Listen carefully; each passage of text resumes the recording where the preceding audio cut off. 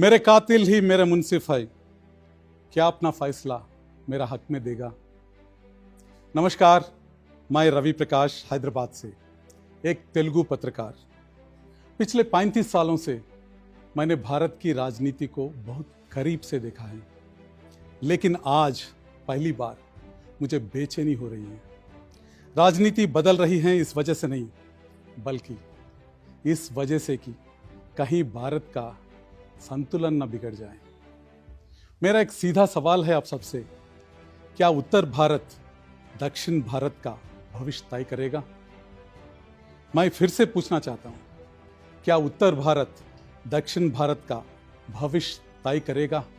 मेरे इस सवाल को आप उत्तर भारत और दक्षिण भारत के नज़र से मत देखना।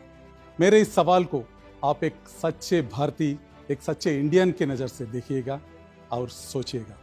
हर पीढ़ी के सामने एक बड़ा संवैधानिक मोड़ आता है। पहले इमरजेंसी आई, फिर 1991 में सुधार आए और अब 1971 का फ्रीज। लेकिन दक्षिण भारत के लिए वो समय अब आ गया है जब उसे सोचने समझने की जरूरत है। डिलिमिटेशन बिल 2026, बिल नंबर 107, 131वां संविधान संशोधन। कहने के लिए सिर्फ 5 पन्ने हैं, लेकिन ये 5 पन्ने अगले 50 साल की राजनीति बदल सकते हैं। ये अब सिर्फ बहस नहीं रही, दक्षिण भारत में एक बड़ा राजनीतिक तूफान उठ खड़ा है। तमिलनाडु, केरल, कर्नाटक, तेलंगाना, आंध्रा सब चिंता जता रहे हैं, सब परेशान हैं। प्रधानमंत्री को चिट्ठियां लिखी जा रही हैं, प्रदर्शन की चेतावनी भी दी जा रही है, काले झंडे दिखाए जा रहे हैं, एकजुट होने की अपील की जा रही है। पश्चिम बंगाल और पंजाब भी साथ आगे हैं। मांग सिर्फ एक है, न्याय, बातचीत और सुरक्षा। इसी बीच केंद्र सरकार 3 बड़े बिल ला रही है। लोकसभा सीटें 543 से बढ़ाकर 850 करना, नई सीमाएं तय करना और 33% महिला आरक्षण लागू करना। सुनने में तो अच्छा लगता है, लेकिन सवाल उठ रहा है, क्या महिला आरक्षण के नाम पर कई बड़ा राजनीतिक खेल तो नहीं खेला जा रहा है? आइए जाने कि पहले क्या नियम था।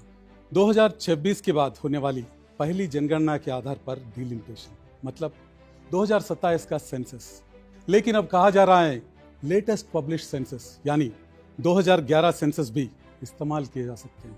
क्यों?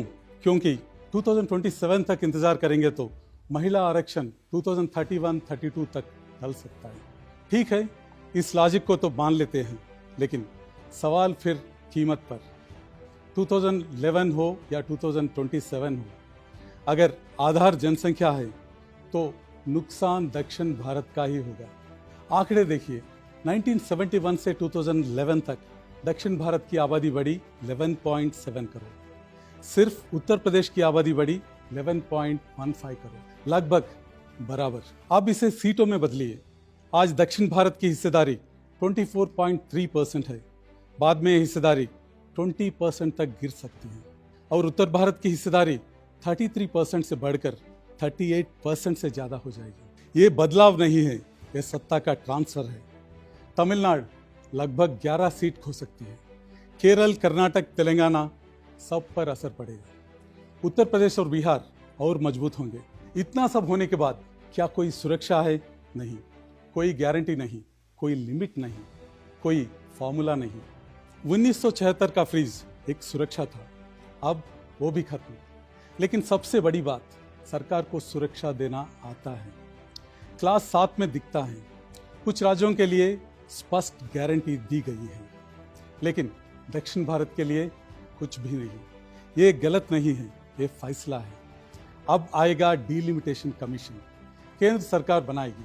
कोई तय नहीं कि दक्षिण भारत का रिप्रेजेंटेशन हो, कोई संतुलन नहीं, और सबसे बड़ी बात, इसके फैसले को कोर्ट में चुनौती नहीं दी जा सकती। रेवंत रेड्डी कहते हैं एकजुट हो जाओ वरना आवाज खो देंगे। एम के स्टालिन बोलते हैं इसे जबरदस्ती नहीं चलने देंगे। सिद्धरामैया का कहना है सत्ता कुछ राज्यों में सिमट जाएगी। पिनराई विजयन का दावा है ये जिम्मेदार राज्यों को सजा है। अब मांग उठ रही है फ्रीज को 25 साल और बढ़ाओ।